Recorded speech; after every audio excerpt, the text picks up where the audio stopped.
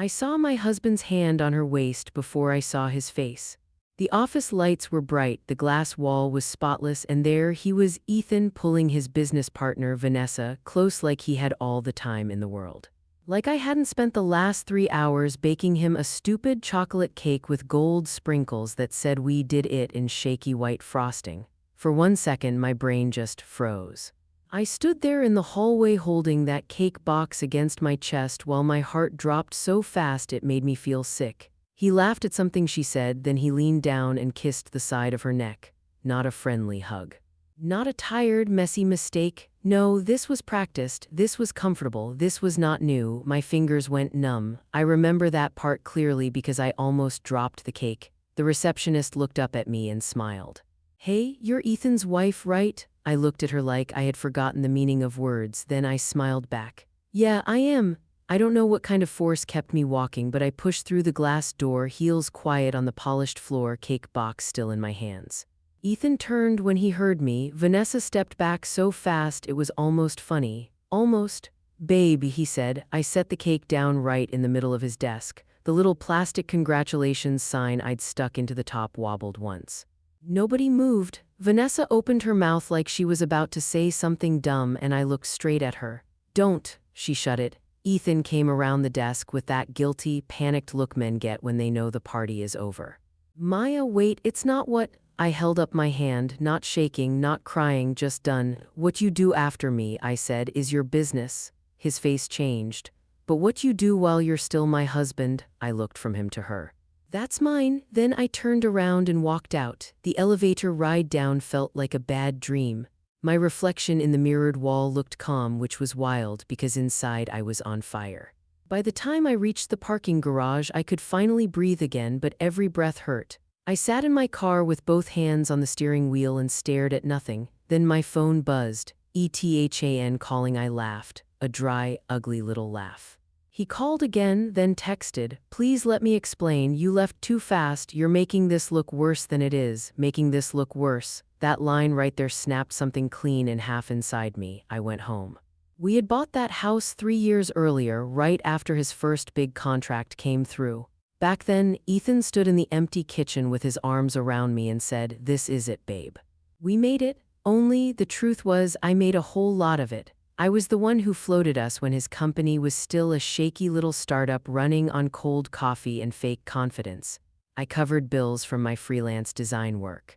I took side jobs on weekends. I dipped into the savings my grandmother left me when payroll came up short that first winter. I told myself that was what marriage was, building something together, holding the line, betting on each other.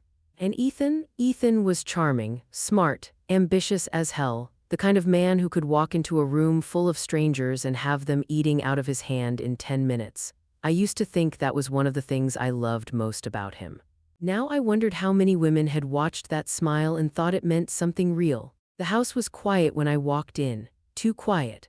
I set my purse on the entry table and stood there in the dark for a minute, listening to the hum of the refrigerator, the ticking wall clock, the soft buzz under my own skin.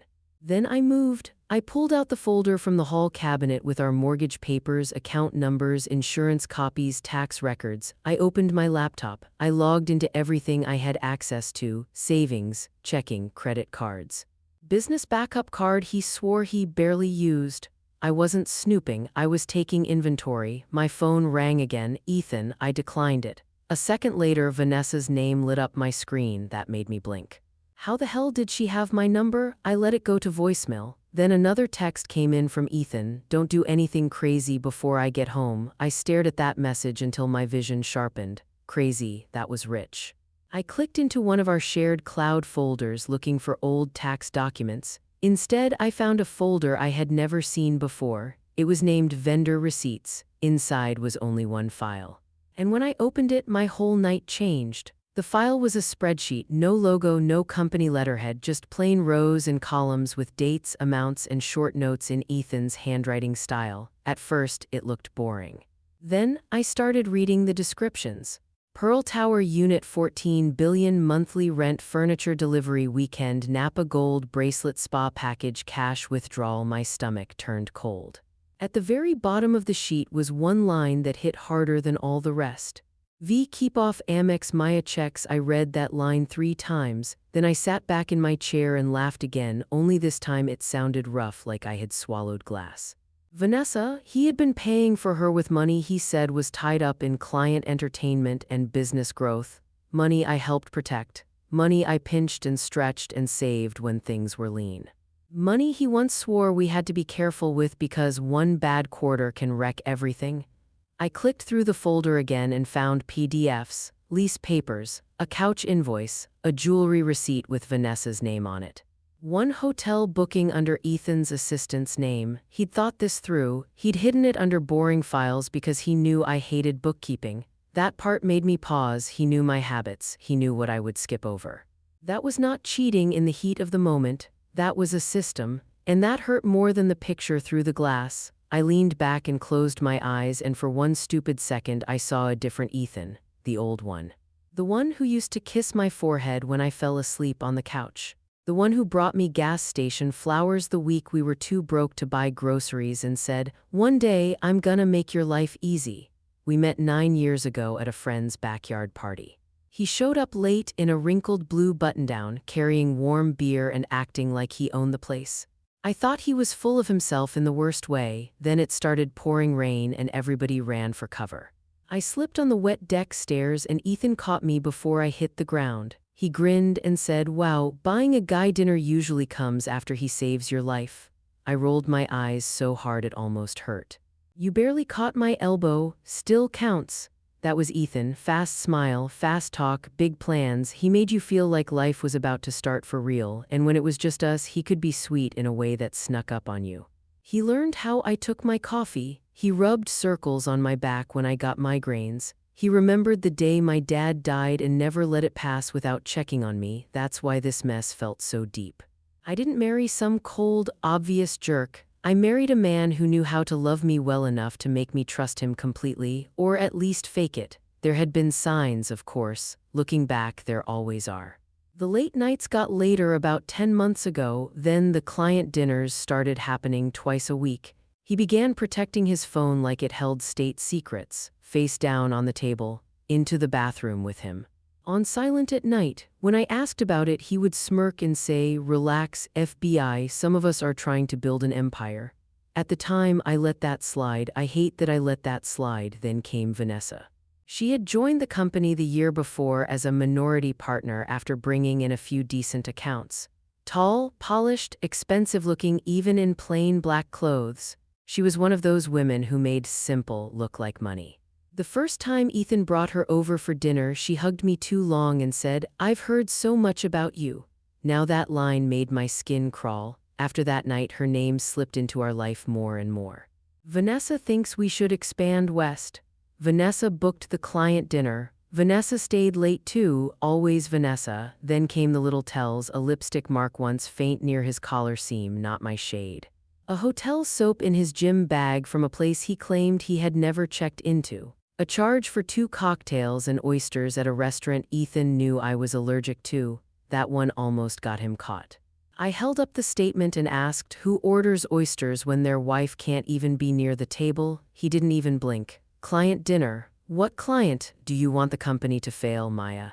"Because this interrogation thing is getting old." That was his gift. He could make your pain sound inconvenient. He could make your question sound like the real problem. And the worst part, sometimes it worked. I told myself I was tired. I told myself stress changed people. I told myself success had gone to his head, not his morals. But that spreadsheet on my laptop was the first solid proof I couldn't explain away. Not a feeling, not a vibe. Not a stain or a weird charge. Proof. I picked up my phone and played Vanessa's voicemail. Her voice came out soft, careful, fake as hell. "Maya, hi, I know tonight looked bad, but there's context you don't have. Ethan's scared and he really needs you to be calm before he gets home. Please don't make any big decisions based on one moment." One moment.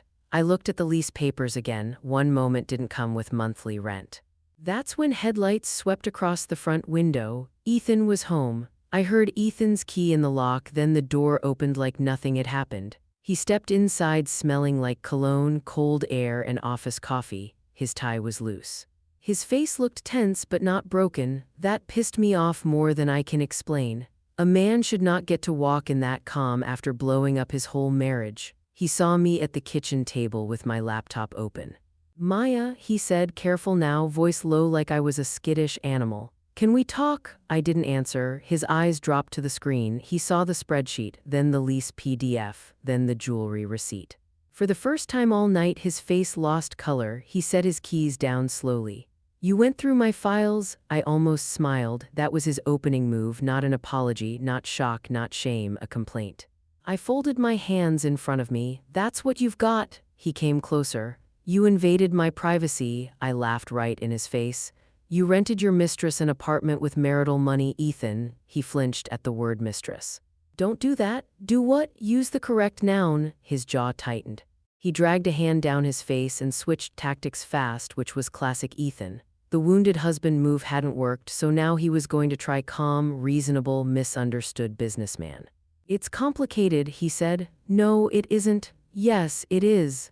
He pulled out the chair across from me and sat down like this was a budget meeting. Vanessa and I got close during a stressful time. It was never supposed to turn into this. I stared at him. He kept going because men like him always think more words can fix rot. You've been distant for months, he said. You know that, right? Every time I came home you were working or tired or irritated. We stopped being us a while ago. There it was, the pivot, the blame. I leaned back in my chair. So because I paid bills, worked late, and kept our life from falling apart while you played founder king, you had no choice but to sleep with your business partner? That's not what I said. It's what you meant. He rubbed his temple like I was giving him a migraine. Can you not turn this into something theatrical? The nerve on this man. I stood up so fast my chair scraped hard against the floor. Theatrical? He stood too. Lower your voice. Or what? I snapped. You'll go hold Vanessa somewhere quieter? His face hardened. This is exactly why I didn't want to talk when you're like this. That line hit me like a slap, not because it hurt, because it was familiar. He had used that tone before. When I caught him lying about money, when I asked why he missed my mom's birthday dinner, when I cried after my miscarriage and he told me, I can't help you if you spiral. He always made emotion sound like a character flaw. I crossed my arms tight over my chest. How long? He looked away. How long, Ethan? A few months. I grabbed the jewelry receipt and held it up. Try again. He didn't answer. The silence gave me the truth. Longer, much longer. I nodded slowly. You looked me in my face every day. It wasn't that simple. I threw the receipt onto the table. You keep saying that like it means something. He stepped closer. I still love you. That one almost knocked the air out of me, not because I believed him, because he probably believed himself. Men like Ethan loved comfort, history, familiarity. A woman who knew how he liked his eggs and what mood he was in by the way he dropped his keys. He loved being loved. He loved being forgiven. He loved having a wife at home and a thrill at work and calling the whole mess complicated. I looked at him and saw it clear for the first time. He didn't want to choose, he wanted to keep. I don't care, I said. That seemed to catch him off guard. You don't mean that. I do. His voice sharpened. So what, you're just going to blow up our entire life over one mistake? My body went still. One mistake? I stepped toward him until we were inches apart. An affair is not one mistake, it's 1,000 choices. He held my gaze, but I saw it there, that crack in his confidence. Tiny, but real. Then he said the dumbest thing he could have said. If you calm down, we can fix this. Fix, like I was a water stain on the ceiling, like this was a leak, like I should feel lucky he was still offering me a seat at my own table. And that was the exact second something inside me cooled off. Not healed, not softened, cooled. The crying part of me died, the begging part died with it. What was left was clear, sharp, awake. I gave him a small nod and said very quietly, you're right. He blinked. What? We should be smart about this. His shoulders loosened a little. He thought he was getting somewhere. Poor idiot. Good, he said, that's good. Let's get some sleep and talk in the morning. I closed my laptop. Sure, I said, but while he went upstairs thinking the storm had passed, I opened a different kind of file in my mind. And by morning, I knew exactly whose number I was going to call first. I called my cousin Lena at 6:12 the next morning. Lena was not the kind of person you called for comfort. You called Lena when you needed facts, timing, and somebody who didn't blink under pressure. She was a certified fraud examiner, which sounded boring until you saw what it made her good at. She noticed patterns. She noticed lies. She noticed what people tried to hide inside numbers. She answered on the second ring, "You never call this early unless somebody died or deserves to." "Second one," I said. There was a short pause. "Talk," so I did. I told her about the office, the glass wall, the hand on Vanessa's waist, the apartment, the spreadsheet, the receipts, the way Ethan tried to make cheating sound like a communication issue. Lena didn't interrupt once. When I finished, she said, "Do not confront him again until you know what else he buried." "I already confronted him." "Fine," she said, "then do not do it twice." Men like that get sloppier when they think they survived round one. That landed. Because Ethan did think he survived it. When I went upstairs after our little kitchen showdown, he was asleep on his side of the bed like a man who had earned rest. I stood there in the dark looking at him and felt something close to disgust move through me, slow and cold. I slept in the guest room. By morning, he had already switched to damage control mode. There was coffee waiting for me in my favorite mug, a dumb peace offering. He stood in the kitchen in gym clothes, all clean lines and calm energy, like this was a rough patch we were going to work through. "I'm glad you cooled off," he said. That sentence told me everything. He still thought I was the problem to manage. I picked up the coffee, took one sip, and set it down. "I'm not cooled off." He gave me this patient look like I was a child trying on adult anger. "Then what are you paying attention?" Something flickered across his face, but it was gone fast. He reached for my hand. I moved it away. "Look," he said, lowering his voice, "I know you're hurt. I know I screwed up. But if this gets messy, it hurts both of us." Both of us, that was his favorite trick now, turn his danger into our problem. "How noble," I said. He ignored that. "The company is in the middle of a major expansion. If anything destabilizes it right now, we lose a lot more than pride." There it was, not me, not us, the company, the contract, the money. Even after everything, that was still the thing he was really scared of losing. He looked at me for a long second and said, "Just don't do anything stupid." I almost smiled. He kissed the air near my cheek and left for work. The second the garage door shut, I called Lena back. An hour later, she was sitting at my dining table with her laptop open, glasses low on her nose, and my printed files spread out in neat stacks. She wore jeans, boots, and the expression of a woman about to skin something with paperwork. "Okay," she said, "start from the top." We spent 4 hours going through everything I could access: shared accounts, tax documents, expense logs, backup cloud storage, old calendar entries. By noon, the picture looked uglier than I expected. Vanessa's apartment was only one piece of it. There were restaurant charges tied to nights Ethan told me he was stuck in meetings. Gifts bought through vendor accounts. Flights booked under fake client labels. A storage unit payment on auto draft. And then Lena found something that made us both sit up. A payment schedule linked to a private account I didn't know existed. Not his business account, not our joint account, a third one. My throat tightened. "Can he hide money there?" Lena looked at the screen. "Oh, sweetheart, he already has." I sat down hard. There were transfers out of our shared funds in amounts just small enough not to scream. A few thousand here, a few thousand there, spread out, quiet, easy to miss if you trusted the person doing it, which I had. Lena's face went flat in that scary way she had. He wasn't just cheating, he was planning. Those words changed the room because cheating was one kind of betrayal, planning was another.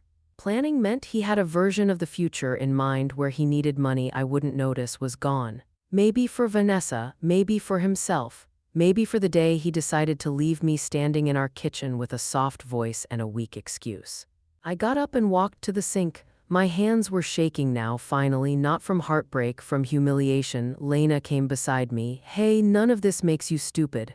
"It sure feels like it." "It shouldn't." She leaned against the counter.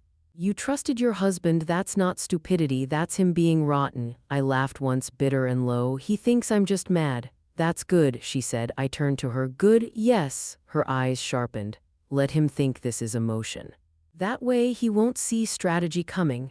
That was the moment the air changed. Not because I felt better, because I stopped wanting answers. I wanted balance. I wanted him to feel the floor move under his feet and not know why until it was too late. Lena closed her laptop and gave me a long, hard look. "If you're doing this, do it smart, quiet first, precise after." I nodded. "Can you help me?" I asked. She smiled without warmth. "Oh, honey. I already am. Then my phone lit up on the counter, not Ethan, Vanessa, and this time instead of sending her to voicemail, I answered. I answered on the third ring. Vanessa sounded surprised. Maya, funny, I said. You sound like you didn't think I'd pick up. A small pause, then that smooth little voice again, soft, controlled, polite in a way that made me want to throw my phone through the wall. I thought maybe we should talk woman to woman. I almost laughed, woman to woman, like she hadn't been wrapped around my husband behind a glass wall less than 24 hours ago. Sure, I said. That surprised her too. I could hear it. Oh, she said, okay, good. I think there's a lot you don't know. You're right, I said, there is. We agreed to meet at a small coffee place across town. Quiet, not trendy, not the kind of place Ethan ever went. I got there first and picked a booth in the back where I could see the front door. When Vanessa walked in, she looked perfect in that annoying way some women do when they know they're walking into a mess and still decide to look expensive. Cream coat. Black heels, gold earrings, hair smooth and loose over one shoulder, and on her wrist was the bracelet from the receipt. I felt my mouth go dry. She spotted me and came over with that sad, careful expression people wear when they want credit for being decent in a dirty situation. Maya, she said, sliding into the booth. Thank you for meeting me. I looked at her wrist. Cute bracelet. Her hand twitched. Good, she tucked it under the table. I know this is ugly. Do you? She exhaled slowly like she was the tired one. I didn't want you to find out like that. I leaned back. How did you want me to find out with a ribbon on top? Her lips tightened. I'm trying to be respectful. No, you're trying to survive this conversation. That took some shine off her. The waitress came. We ordered coffee. Vanessa asked for oat milk, which somehow irritated me more. Then she folded her hands and looked straight at me. Ethan told me your marriage has been over for a while. There it was. The lie men tell their side woman. The lie side women repeat when they need to sleep at night. I gave her a blank look. Did he? She nodded. He said you two were basically roommates. He said you pulled away a long time ago. I said nothing. That seemed to make her nervous, so she kept talking. He said he was trying to end things the right way. He didn't want to hurt you more. More like betrayal came with manners. I tilted my head. And you believed that? Her chin lifted a little. Yes. No, you didn't. She blinked. I leaned in. Women know. We always know. You knew he was still sleeping in my bed. You knew he was still coming home to me every night. You knew he wore his wedding ring to investor dinners and let me smile next to him in pictures. Color rose in her cheeks. It wasn't like that? Then what was it like? She looked down for a second, then back at me. We fell in love. I stared at her so long she shifted in her seat. Love, that word sounded insane in her mouth. The waitress brought our coffee. Neither of us touched it. Vanessa lowered her voice. I know you hate me. Hate is not the word. What is the word? I thought about it. Temporary. That one landed. Her face changed just a little, enough.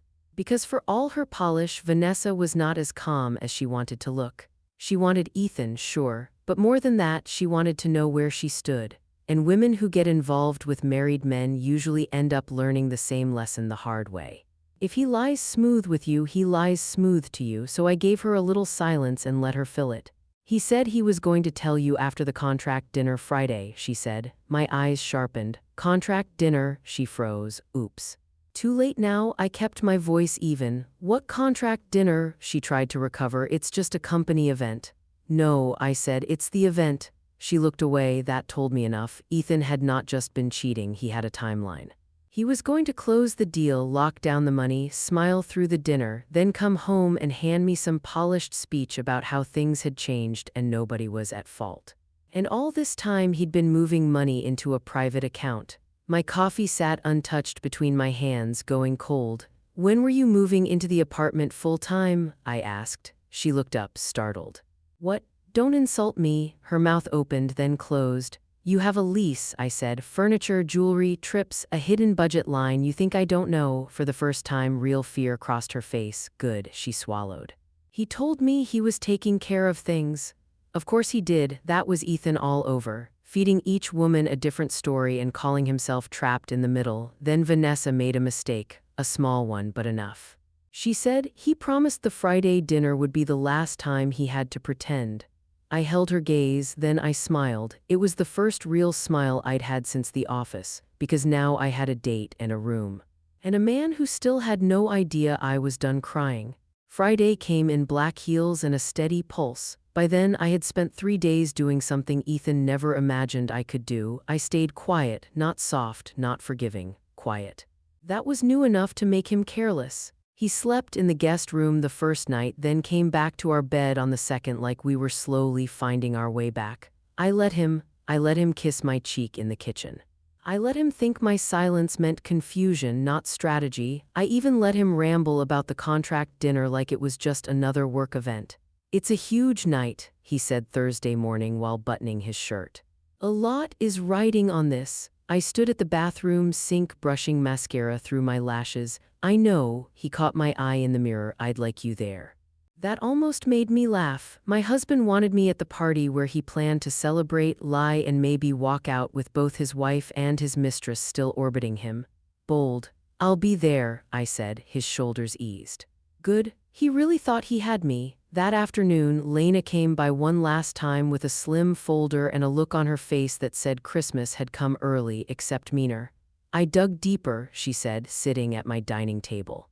I closed my laptop. "How bad?" She slid the folder toward me. "Bad enough." Inside were copies of transfers from shared funds into Ethan's private account, flagged and highlighted. There were expense reimbursements routed through vendor codes that did not match real business costs. One receipt had Vanessa's apartment furniture listed under client staging materials. Another had jewelry under holiday partner gifts. I looked up. "He's an idiot," Lena nodded. "A confident idiot, which is the best kind to catch." Then she handed me one more page. This one wasn't financial. It was a reservation list for the contract dinner. Ethan had forwarded it to the event planner from a shared device months ago, and it's still auto-saved in the system. There it was in clean black text, Ethan Cole plus spouse Vanessa Ward plus guest. I stared at it. He had invited both of us, not just to the same event, to the same table. For a full 5 seconds I couldn't speak, then I looked at Lena and said, "Oh, he has lost his mind." "No," she said, "he thinks he can control timing." "That's different." I read the list again, same table, same night, same man, 2 women, 1 giant lie balancing on a cocktail napkin. "You know what this means," Lena said. "Yeah, he still hasn't chosen." I closed the folder. "Then I'll choose for him." She watched me carefully. "You sure?" "Yes." "Okay," she leaned forward. "Then the only rule is this: no improvising once it starts. People like Ethan survive on charm. If you let him freestyle, he'll muddy the room." I nodded. "No improvising." "Good. Stick to facts, stick to timing, and hit when he has the most to lose." That part I already understood. Ethan did not fear my pain. He feared embarrassment. He feared investors. He feared losing the image he had built of himself, a smart, disciplined man with vision, polish, and control. So that was the image I was going after.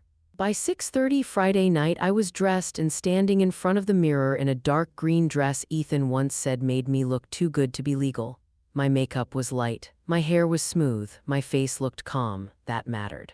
A crying woman gets dismissed. A calm one gets remembered. Ethan came downstairs in a navy suit, adjusting his cuff links. He stopped when he saw me. "Wow," he said softly. I picked up my clutch. "Let's go." The event was at a downtown hotel with glass chandeliers, soft jazz, and too much money in the air. Men in tailored suits shook hands over bourbon. Women smiled with their eyes and judged with the rest. Servers floated by with trays of champagne and tiny food nobody actually wanted. Ethan had fully switched into public mode by the time we stepped inside. Hand warm at my back, easy smile, confident posture. "Every inch the man of the hour." "Cole," someone called from across the room. He lifted a hand and smiled bigger. "Be right there." Then he leaned close to me and said, "Thank you for coming." I looked at him. "You're welcome." We made the rounds, investors, partners, lawyers, a couple I knew from last year's holiday party. Ethan introduced me over and over with that polished tone of his. "This is my wife Maya, my wife." It hit different now. Less like love, more like branding. Then I saw Vanessa across the room in a silver dress, one hand resting lightly on a champagne flute, smiling at somebody old and rich. Her eyes found mine. For just a second, her expression broke. She had not expected me to show up looking composed. Good. She looked for Ethan next. Also good. That told me she still didn't know what he had promised me, what he had promised her, or what version of the lie he was currently selling. Perfect. Dinner was called an hour later. Round tables, white linen, gold place cards, and yes, same table. I almost had to admire the stupidity. Ethan pulled out my chair first, then Vanessa sat 2 seats away. Across from us sat the lead investor from Chicago, a silver-haired woman named Diane Mercer with sharp eyes and a handshake like dry steel. Next to her was a board advisor Ethan had been chasing for a year. This was his dream table, which made it mine now. Halfway through the salad course, Diane lifted her glass and smiled at Ethan. "You pulled this off beautifully. Growth, stability, timing, that's rare." Ethan smiled back, humble but not too humble. "Couldn't have done it without a great team." He glanced toward Vanessa, then he touched my knee under the table. I nearly smiled at the nerve of it. The server cleared plates. The room settled. Diane turned to me. "You must be proud," she said. I set down my fork and looked right at Ethan, then I answered her. "Oh," I said, clear enough for the whole table to hear, "I am very interested in how Ethan manages his partnerships." "Oh," I said, clear enough for the whole table to hear, "I am very interested in how Ethan manages his partnerships." The table went still. Not dramatic movie still, real still. Forks paused, glasses stopped halfway up. Even the soft clink of silverware from other tables seemed to fade for a second. Ethan turned his head toward me slowly. "Maya, just my name." A warning wrapped in a smile. Diane Mercer looked from him to me. "Is there something I should know?" Ethan gave a short laugh, trying to keep it light. "Nothing business-related. My wife and I had a personal misunderstanding this week." I looked at him and smiled back. That almost made him flinch. "No," I said, "it is business-related."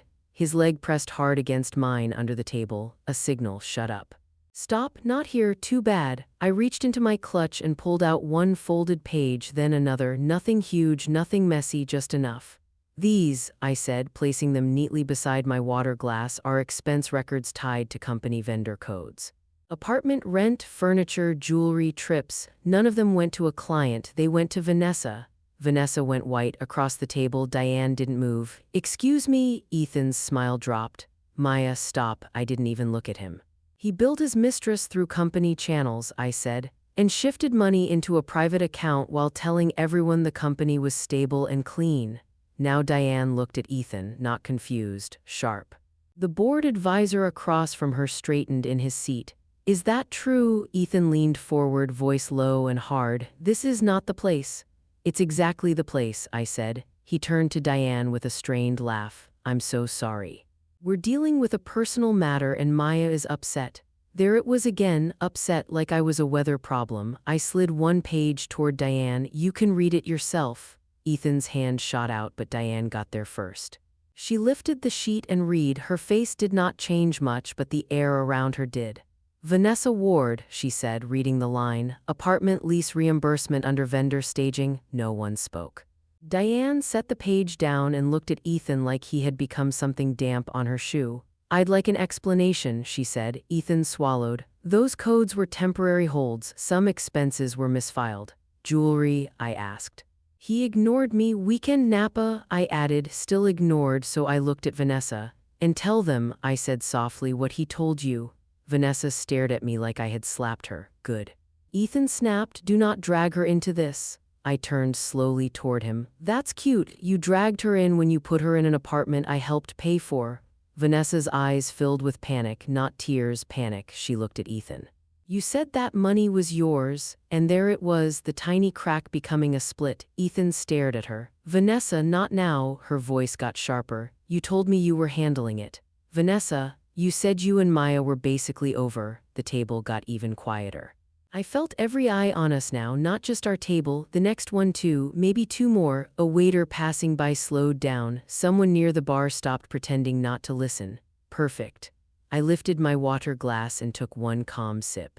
Diane turned to Ethan again. "Were company funds used for personal expenses?" He opened his mouth, closed it, opened it again. "Not in any material way." Diane actually blinked at that. The board advisor gave a dry little laugh. "That's your answer?" Ethan's whole face had changed now. The glow was gone. The charm was cracking. He looked less like a founder and more like what he really was, a man trying to outrun his own lies while dressed for dessert. "This is being blown out of proportion," he said. I let out a small breath through my nose. "That line again." Then I took out the last paper, the reservation list. I placed it in the middle of the table. "This is my favorite part," I said. Diane picked it up. Her eyes moved down the page. Ethan Cole plus spouse Vanessa Ward plus guest. She looked at him with something close to disgust now. "You invited both your wife and your affair partner to the same contract dinner." Nobody saved him, not Vanessa. Not the board advisor, not the room. Ethan finally stood up so fast his chair pushed back with a hard scrape.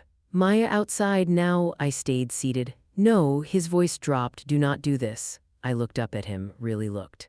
And for the first time all week I saw fear, real fear, not guilt, not stress. Fear, because he knew the one thing he had built his whole adult life, his image, was dying in front of him, one fact at a time.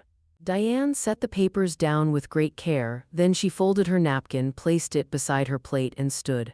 "I think," she said coldly, "we're done here." And that was the exact moment Vanessa pushed her chair back too and said the one thing Ethan never saw coming. Vanessa pushed her chair back so hard it bumped the table. Then she stood up, looked straight at Ethan and said, "You told me she knew." The whole table locked onto him, not me, him. That was the shift, not scandal anymore. Not gossip, not a couple having issues. This was a man getting caught telling different lies to different women in the same room in front of the exact people he needed to respect him. Ethan looked at Vanessa like he wanted her silent with one glance. "Sit down," she laughed once, sharp, humiliated. "No." Diane Mercer didn't move. "Did Mrs. Cole know about the affair?" "No," I said. Vanessa's eyes flicked to me. Then back to Ethan. "You told me she knew. You told me you were separated emotionally, if not legally. You said the marriage was done." Ethan's jaw flexed. "Vanessa, this is not helping." Helping, that word did it. Something in her face hardened. "Helping who?" He didn't answer. She stepped away from the table and kept going, because once people like Ethan lose control of the script, they start bleeding from every direction.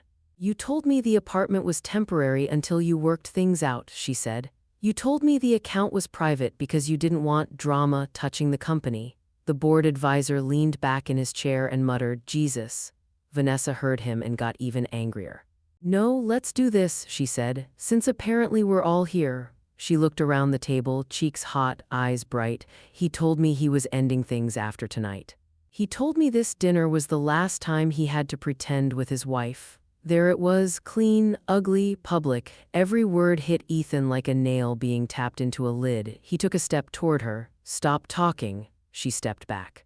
"Make me?" The room had gone quiet in that awful, electric way public disasters do. Conversations at nearby tables were dead now. People weren't even pretending not to stare. A few phones came out low near laps and clutch bags, though nobody was bold enough to lift one high. Diane looked at Ethan with absolute contempt. "You brought an investor team into the middle of fraud and a personal deception circus." Ethan snapped, finally dropping the polished founder voice. "There was no fraud." I looked at him. "You stole from the version of our life I was still paying into." He turned on me. "Enough." The word came out louder than he meant it to. Heads turned from across the room. "Good." I stood slowly, smoothed the front of my dress and picked up my clutch. No shaking, no tears, just control. "You don't get to say enough," I said. "You spent months lying to my face, funding your side life and calling me dramatic when I asked basic questions. You don't get to decide the volume now."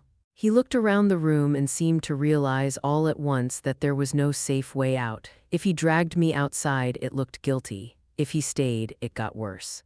If he attacked Vanessa, she might say more. If he attacked me, everybody would remember it forever. For a man built on image, this was hell. The board advisor stood up next. "Diane, I think we should step away from this table." "I agree," she said. Then she turned to Ethan one last time. "Do not contact me tonight and do not send me a cleaned-up story tomorrow. I've seen enough." That hit, not loud. Not flashy, but final. She walked away. The board advisor followed.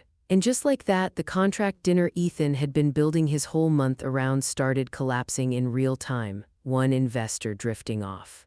Then another couple nearby pretending they needed the restroom. Then a senior partner from another table giving Ethan a long, flat look before turning his back. That's the thing about public respect. It leaves fast. Vanessa grabbed her purse. Ethan reached for her arm. "Do not leave." She ripped her arm away so fast the strap on her bag snapped against her side. "Don't touch me." Her voice cracked, not with weakness but with fury. "You used me." He looked stunned, which would have been funny if it weren't so pathetic. Men like Ethan always think they're the only ones allowed to feel betrayed. Vanessa looked at me then, really looked at me, and for 1 second I saw the exact moment she understood something ugly and permanent. He had not chosen her, he had managed her, same as me, same script, different dress. She gave one small nod, not apology, not forgiveness, just recognition, then she walked out. Ethan stood there in the wreckage with his tie too tight and his mouth slightly open, like he could still somehow argue this back into shape. I stepped closer just enough so only he could hear me. "You should go check that private account," I said quietly. His eyes snapped to mine. "What?" I smiled, small, mean, calm, then I walked past him and left him standing alone in the one room he most needed to own. By the time I reached the hotel lobby, my phone buzzed. It was a bank notification. And 3 seconds later, Ethan called. The bank notification said exactly what I hoped it would. Collateral release completed. Business line placed under temporary review. I stood in the hotel lobby, phone in one hand, clutch in the other, and felt the first real wave of peace I'd had all week. Ethan called again. I answered this time. "What did you do?" he said, not even hello, voice sharp and ragged. I walked toward the front doors, slow and steady. "You'll need to be more specific." "My cards are getting declined." I smiled at the valet stand. "That must be embarrassing." "Maya," he lowered his voice, trying to pull himself back together. "What did you do?" I stepped outside into the cool night air. "I protected what was mine." 2 years earlier, when Ethan's company was still trying to look bigger than it was, the bank had pushed for stronger backing on a business credit line. Ethan didn't have enough clean collateral on his own, so I signed on with a portion of my inheritance tied to the house and a reserve account in my name. He promised it was temporary. He promised it was safe. He promised me, hand over heart, I would never screw you over. Lena had reminded me of that the morning after I found the spreadsheet. "If your name is what helps hold that line together," she said, "then your name can also walk away." So it did. Not illegally, not dramatically, just clearly. I withdrew my support. And once the bank started looking harder, Ethan's cozy little setup stopped looking stable. His breathing went rough on the line. "You can't do this." I kept walking toward my car. "I already did. You are going to destroy everything." I stopped beside the driver's door. "No, you did that in your office." Then I hung up. By the time I got home, the locksmith was finishing up. I had called him that first night, right after I found the hidden folder and before Ethan came home. I told him I needed all exterior locks rekeyed the next available evening and the smart system reset. He had shown up while I was at the dinner, perfect timing. He handed me the new keys. "All set, ma'am, thanks." Inside, the house smelled faintly like metal shavings and lemon cleaner. Fresh, different, mine. I changed the alarm code. Then I took Ethan's clothes from the closet, suits, shirts, gym stuff, the expensive coat he loved more than he loved honesty, and boxed them up. I put the boxes neatly in the garage beside his golf clubs and overnight bag. I was taping the last box when my phone buzzed again. This time it was a voicemail, not Ethan, Vanessa. I listened without sitting down. Her voice sounded wrecked now, no more smooth edges. "I'm not calling to apologize," she said. "I don't think that would mean much to you, but you were right. He lied to both of us." I ended it. "Also, you should know he told the finance manager those apartment expenses were approved through a special retention budget." "I thought you'd want that." The message ended. I stared at the wall for a second. Even now, Ethan was still lying on the move, still throwing out words and hoping they landed on somebody weak. Too late. I sent the voicemail to Lena. Then I blocked Vanessa too. Around midnight, Ethan pulled into the driveway. I watched from the upstairs window as he got out of his car and walked to the front door with the stiff, angry stride of a man who still thought anger gave him power.